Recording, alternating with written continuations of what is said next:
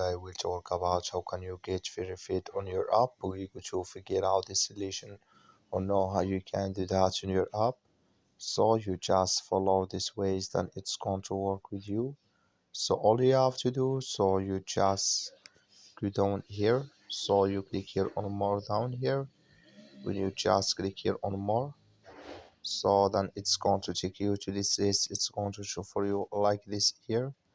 So then all you have to do now to get verified on your account, you just click here on let's get your verified here. Just click on it. When you just click on it here, you come to next step. It's going to show for you like this. Then you just click here on get verified here. So then you come to next step here, just switching to open with you. And here can you select your country here, and you click here on continue here.